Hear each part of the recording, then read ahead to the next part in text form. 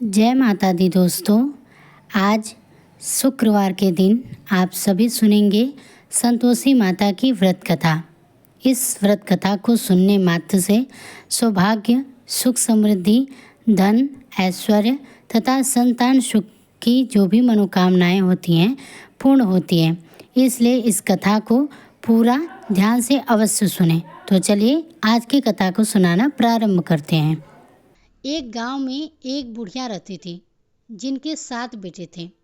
6 बेटे कमाने वाले थे, लेकिन उनका एक बेटा कोई काम धंधा नहीं करता था, बिल्कुल ही निकम्मा था। बुढ़िया माई जो थी वह 6 पुत्रों का जूठा 7वें पुत्र को दिया करती थी। 7वां पुत्र एक दिन अपनी पत्नी से बोला, देखो मेरी माता का मुझ पर कितना प्रेम है। तब उसकी पत्नी बोली, क्यों नहीं, सबका जूठा बचा हुआ तुमको जो खिलाती है। तब वह बोला, जब तक आंखों से नहीं देखूंगा तब तक नहीं मान सकता। पत्नी ने हंसकर कहा, देख लोगे तब तो मानोगे ना।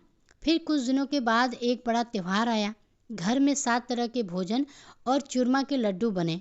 वह पत्नी की बात को जांचने के लिए सिर दर्द का बहाना बनाकर पतला कपड़ा ओढ़कर रसोई में जाकर सो गया और कपड़े में से सब देखता रहा। 6 भाई भोजन करने आए। उसने देखा कि माँ ने उनके लिए सुंदर सुंदर आसन बिछाए, 7 तरह की रसोई परोसी और आग्रह करके उन्हें भोजन कराती रही। वह चुपचाप देखता रहा। 6 भाई भोजन करके उठ गए। तब माँ ने उनकी थाली में लड्डुओं के टुकड़ों को उठाया और एक लड्डू बनाया। जूठन साफ करके माँ ने उससे पुकारा, उठ बेटा उठ, तेरे भाइयों ने भोजन कर लिया है, तू भी उठकर भोजन कर ले। तब उसने कहा कि माँ मुझे भोजन नहीं करना है, मैं परदेश जा रहा हूँ। माता ने कहा कि कल जाना हो तो आज ही चला जा। वह बोला, हाँ हाँ आज ही जा रहा हूँ। ऐसा कहकर वह घर से निकल गया। चलते समय उसे पत्नी की याद आई। वह गौशाला में कंडे थाप रही थी। तब वह वहाँ जाकर बोला, सुनो मेरे पास तो कुछ नहीं है, यह अंगूठी है, ये ले लो और अपनी कोई निशानी मुझे भी दे दो। पत्नी बोली, मेरे पास क्या है, यह गोबर बड़ा हाथ है। ऐसा कहकर उसकी पत्नी ने पीठ पर गोबर के हाथ की छाप मार दी। तब वह चल पड़ा। चलते चलते दूर देश पहुंच गया। वहाँ एक साहूकार की दुकान थी। वहाँ जाकर बोला, सेठ जी मुझे नौकरी पर रख लो। साहूकार को नौकरी की सख्त की ज़रूरत थी। साहूकार ने कहा, काम देखकर तनख्वाह मिलेगी। उसने कहा, ठीक है सेठ जी, जैसा आप ठीक समझे। अब उसे साहूकार के यहाँ नौकरी मिल गई। वह वहाँ दिन रात मेहनत से काम करने लगा। कुछ दिन में दुकान का लेन देन, हिसाब किताब, ग्राहकों का माल बेचना, सारा काम करने लगा। साहूकार के साथ 8 नौकर थे।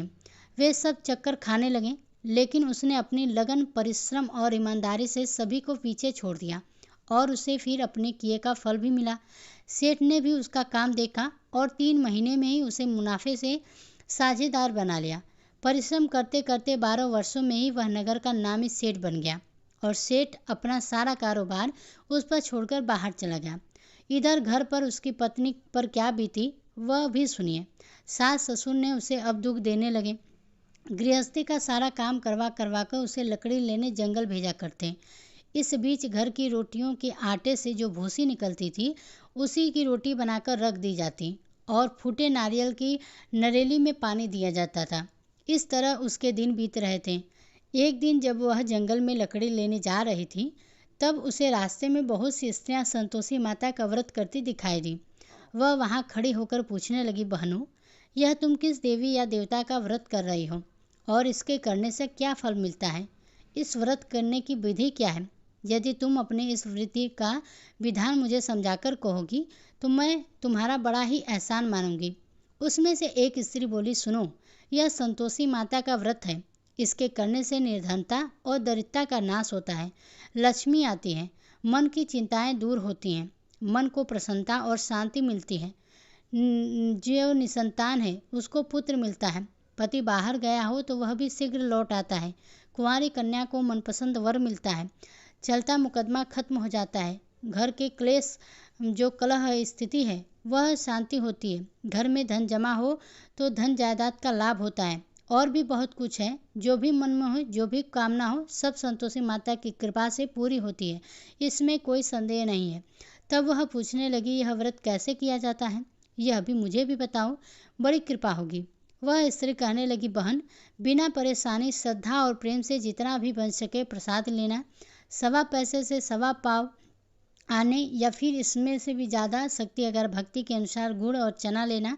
हर शुक्रवार को निराहार रखकर कथा सुनना, कहना। इसके बीच में क्रम टूटना नहीं चाहिए। लगातार नियम का पालन करना। सुनने वाला कोई ना मिले तो घी का दीपक जलाकर उसके आगे जल से भरा हुआ पात्र रखकर कथा कहना, परंतु नियम नहीं टूटना चाहिए। जब तक कार्य सिद्ध ना हो नियम पालन करना और कार्य सिद्ध हो जाने पर व्रत का उद्यापन करना।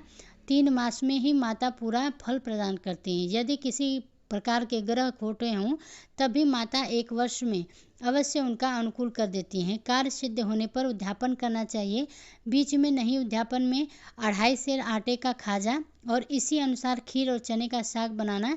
8 बच्चों को भोजन कराना, जहाँ तक मिले देवर, जेठ, भाई, बंधु या कुटुंब के लड़के लेना। ना मिले तो रिश्तेदारों और पड़ोसियों के लड़के बुलाना। उन्हें भोजन कराकर यथाशक्ति दक्षिणा देकर माता का नियम पूर्वक पूजा करना, ध्यान करना चाहिए। उस दिन घर में कोई भी खटाई ना खाए। या यह सुनकर वह वहाँ से चल पड़ी। रास्ते में लकड़ी के गट्ठे को उसने बेच दिया और उन पैसों से गुड़ चना लेकर माता संतोषी के व्रत की तैयारी करने आगे चली। रास्ते में संतोषी माता के मंदिर में जाकर वह माता के चरणों में लेट गई और विनती करने लगी, हे माँ, मैं दीन दुखी हूँ, मूर्ख हूँ, व्रत के नियम कोई भी नहीं जानती हूँ, मैं बहुत ही दुखी हूँ। हे माता, मेरा दुख दूर करो, मैं तुम्हारी शरण में हूँ। संतोषी माता को उस पर दया आ गई।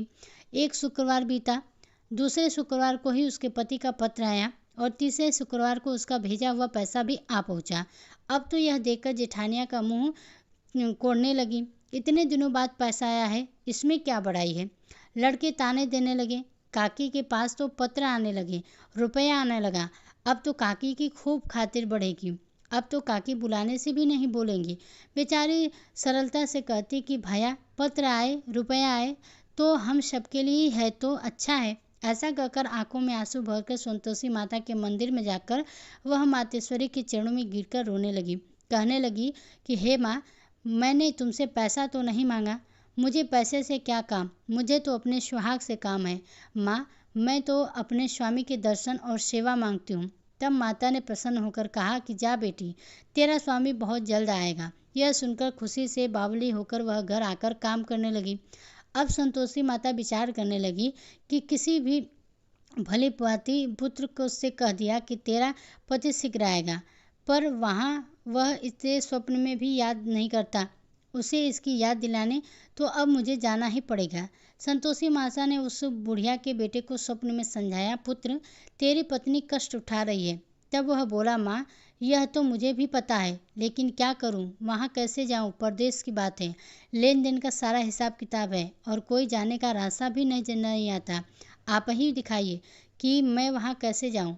तब संतोषी माता कहने लगी, सवेरे नहा धोकर संतोषी माता का नाम लेकर घी का दीपक जलाकर दंडवत कर और दुकान पर जाकर बैठना। देखते ही देखते तेरा लेन देन सब चुक जाएगा और जमा माल बिक जाएगा। सांझ होते होते धन का ढेर लग जाएगा। अब तो वह अगले दिन सुबह जल्दी उठा। उसने अपने मित्रों परिचितों से स्वप्न में माता द्वारा बताएगी हर बात कही सुनाई। वे सब उसकी बात सुनकर उसकी खिल्ली उड़ाने लगे। कहने लगे, कहीं कभी सपने की बात सच होती है क्या? लेकिन उसमें एक बूढ़ा व्यक्ति बहुत ही समझदार था। वह बोला, देखो भाई, मेरी बात मानो, इस तरह सच या झूठ करने के बदले देवता ने जैसा कहा है वैसा ही करना, तेरा क्या जाता है। अब बूढ़े व्यक्ति की बात मानकर नहा धोकर उसने संतोषी माता को प्रणाम किया, फिर घी का दीपक जलाकर दुकान पर जा बैठा और जैसे ही संतोषी माता ने कहा वैसा ही किया। शाम तक धन का ढेर लग गया। वह हैरान हो गया। मन में माता संतोषी का नाम लेकर प्रसन्नचित होकर घर जाने के लिए गहने, कपड़े, सामान खरीदने लगा। सब काम से निपट कर वह अपने घर के लिए रवाना हुआ। उधर उसकी पत्नी जंगल में लकड़ी लेने गई थी। लौटते समय थक जाने के कारण वह संतोषी माता के मंदिर पर विश्राम करने बैठ गई। यह तो उसका रोज रुकने का स्थान था। तब धूल उड़ती देख उसके माता से पूछा, हे माते, यह धूल कैसे उड़ रही है। संतोषी माता ने कहा, पुत्री, यह देख, तेरा पति आ रहा है। अब तू ऐसा कर कि लकड़ियों के 3 बोझ बना दे, एक नदी के किनारे रख, दूसरी मेरे मंदिर पर और तीसरा अपने सिर पर रख। तेरे पति को लकड़ी का गट्ठा देकर मोह पैदा होगा। यह वहाँ पर रुकेगा, नाश्ता पानी करेगा, माँ से मिलने जाएगा तो लकड़ी का गट्ठर उठाकर जाना और बीच चौक पर गट्ठर डालकर 3 आवाज़ें जोर जोर से लगाना कि लो सासू माँ, लकड़ियों का गट्ठर लो, भूसी की रोटी दो, नारियल के खोप में पानी दो, आज कौन मेहमान आया है। संतोषी माता की बात को सुनकर वह बहुत अच्छा कहकर चल दी। माँ प्रसन्न मन से लकड़ियों की 3 गट्ठर बनाई, एक नदी के तट पर, दूसरा माता के मंदिर पर रख। इतने में ही मुसाफिर वहां आ पहुंचा। सूखी लकड़ी देखकर इसको इच्छा हुई कि अब वो यहीं विश्राम कर ले और भोजन बनाकर खा पीकर फिर गांव के लिए चले। इस प्रकार भोजन करके विश्राम करके वह अपने गांव की ओर चल गया। उसी समय बहू सिर पर लकड़ी का गट्ठर लिए आई। उसने गट्ठर को आंगन में डाला, जोर से 3 आवाज़ें लगाई, लो सासू माँ जी, लकड़ी का गट्ठर लो, भूसी की रोटी दो, नारियल की खोपे में पानी दो, आज कौन मेहमान आया है। यह सुनकर सास ने अपने दिए हुए कष्टों को भुलाने के लिए कहा, बहू तू ऐसा क्यों कर रही है, तेरा पति ही तो आया है, आप बैठ, मीठा भात खाकर कपड़े गहने पहन। पत्नी की आवाज़ सुनकर उसका बाहर पति आया। उसके हाथ में पहनी अंगूठी देखकर और उसकी दशा देखकर वह व्याकुल हो गया। उसने माँ से पूछा, माँ यह कौन है। माँ बोली, बेटा तेरी ही पत्नी है, आज 12 वर्ष हो गए, जब से तू गया है तब से सारे गांव में जानवर की तरह भटकती फिरती है, काम काज तो कुछ करती नहीं, 4 समय खाकर बैठ जाती है, अब मुझे देखकर भूसी की रोटी और नारियल के खोपे में पानी मांगती है। तब वो बोला, माँ मैंने इसे भी देखा है और तुझे भी, मुझे दूसरे घर की चाबी दो, मैं उस समय वहाँ पे रहूँगा। माँ ने कहा, ठीक है बेटा, जैसी तेरी मर्जी। ऐसा कहकर माँ ने चाबी का गुच्छा बेटे के सामने रख दिया। उसने दूसरे घर का खोला, सारा सामान जमाया। एक ही दिन में वहाँ राजा के महल जैसा ठाट बाट हो गया। अब क्या था, वह सुख भोगने लगी। अगला शुक्रवार उसने अपने पति से कहा कि सुनो जी, मुझे संतोषी माता का उद्यापन करना है। पति बोला, बहुत अच्छा है, खुशी से कर लो। अब वह उद्यापन की तैयारी करने लगी। जेठ के लड़कों को भोजन के लिए कहने गई। उन्होंने मंजूर किया, परंतु पीछे से जेठानी ने अपने बच्चों को सिखला दिया कि भोजन के साथ तुम लोग खटाई मांगना, जिससे उसका उद्यापन पूरा ना हो। अब लड़के भोजन करने आए, खीर पेट भर खाई, लेकिन माँ की बात याद आते ही कहने लगे, चाची हमें कुछ खटाई खाने दो, खीर खाना हमें बिल्कुल अच्छा नहीं लगता। लड़के उठ खड़े हुए, फिर बोले, पैसे लाओ। भोले भाले बहू कुछ भी नहीं जानती थी, उसने उन लड़कों को पैसे दे दिए। लड़कों ने बाजार जाकर उन पैसों से इमली खरीदी और खाई। यह सब देखकर अब बहू पर संतोषी माता का कोप हुआ। राजा के दूत उसके पति को पकड़कर ले गए। जेठानी कहने लगी, अब सब पता चल जाएगा जब जेल की रोटी खाएगा। बहू से यह वचन सहन नहीं हुए। वह संतोषी माता के मंदिर में गई और कहने लगी, माता यह आपने क्या किया। हंसाकर हमें फिर से रुलाने लगी। संतोषी माता बोली, पुत्री तूने मेरा व्रत भंग किया है, इतनी जल्दी सारी बातें भुला दी। वह बोली, माँ मैं कुछ नहीं जानती, मैं कुछ नहीं भूली, मैंने कोई अपराध नहीं किया, मुझे तो लड़कों ने भूल में डाल दिया, मुझे क्षमा करो माँ। तब माँ बोली, ऐसी भूल भी कहीं होती है। वह बोली, अब कोई भूल नहीं होगी, अब बताओ मेरे पति कैसे वापस आएंगे। संतोषी माता बोली, पुत्री जा, तेरा पति तुझे रास्ते में ही आता मिलेगा। वह मंदिर से निकलकर बाहर आई तो रास्ते में उसे अपना पति आता हुआ मिला। उसने पूछा, कहाँ गए थे। तब वह बोला, इतना धन जो कमाया है उसका कर राजा ने मांगा था, वही भरने गया था। तब वह प्रसन्न होकर बोली, भला हुआ, अब घर चलो। फिर अगला शुक्रवार आया। तब वह बोली, मुझे माता का उद्यापन करना है। पति ने कहा, ठीक है करो। फिर वह जेठ के लड़कों को भोजन करने के लिए कही गई। जेठानी लड़कों ने फिर से सिखा दिया कि तुम पहले की तरह खटाई मांगना। अब की बार लड़के भोजन करने बैठे, लेकिन भोजन करने से पहले ही करने लगे, हमें खीर पूरी अच्छी नहीं लगती, जी घबराता है, कुछ खटाई खाने को दो। तो बोली, खटाई तो खाने को नहीं मिलेगी, खाना है तो खाओ, नहीं तो उठकर चले जाओ। उस पर उसने ब्राह्मणों के लड़कों को बुलाकर उन्हें भोजन करवाया। दक्षिणा की जगह उन्हें एक एक फल दिया। इससे संतोषी माता प्रसन्न हो गई और माता की कृपा से 9 माह के बाद उनको चंद्रमा के समान एक सुंदर पुत्र प्राप्त हुआ।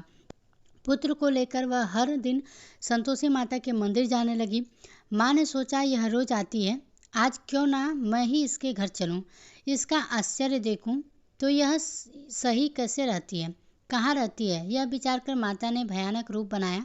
गुड़ और चने से सना मुख, ऊपर से मुख के समान होठ पर मक्खियाँ भिनभिनाकर चल रही थी। माता ने भयानक रूप बनाया। गुड़ और चने से सना मुख पर मिखिया भिनभिना रही थी। वह दहलीज पर पैर रखते ही उसकी सास चिल्लाई, देखो रे, कोई चुड़ैल डाकनी चली आ रही है, जल्दी भागो, इसे नहीं तो सबको खा जाएगी। बहू रोशनदान से देख रही थी। वह प्रसन्न हो उठी, आज तो मेरी माता मेरे घर आई है। ऐसा कहकर दूध पीछे बच्चे को गोद से उतार दिया। यह सब देखकर सास क्रोध में बोली, अरे देखो तो जरा इसकी कैसे उतावली हुई जा रही है, जो बच्चे को ही पटक दिया। इतने में माँ के प्रताप से जहाँ देखो वहाँ लड़के ही लड़के नजर आने लगे। वह बोली, माँ जी, मैं जिनका व्रत करती हूँ यह वही संतोषी माता है। ऐसा कहकर उसने झट से घर के सारे किवाड़ खोल दिए। सबने फिर से तो माता के चरण पकड़ लिए। विनती से कहने लगे, हे माता, हम मूर्ख हैं, अज्ञानी हैं, आपके व्रत की विधि हम नहीं जानते हैं। आपका व्रत भंग कर हमने बड़ा अपराध किया है। हे माता, आप हमारे सभी अपराधों को क्षमा करो। इस तरह बार बार कहने पर संतोषी माता प्रसन्न हो गई। इसके बाद उसकी सास कहने लगी, हे संतोषी माता, आपने बहू को जैसा फल दिया वैसा सबको जोना। जो यह कथा सुने या पढ़े उसके भी सभी मनोरथ को पूर्ण करना। तो प्रेम से बोलिए संतोषी माता की जय। तो दोस्तों, आशा करते हैं कि आपको आज की व्रत कथा पसंद आई होगी। इसी तरह की व्रत कथाओं को सुनने के लिए हमारे चैनल को सब्सक्राइब जरूर कीजिएगा। अगर आज की वीडियो पसंद आई हो तो लाइक भी जरूर कीजिए।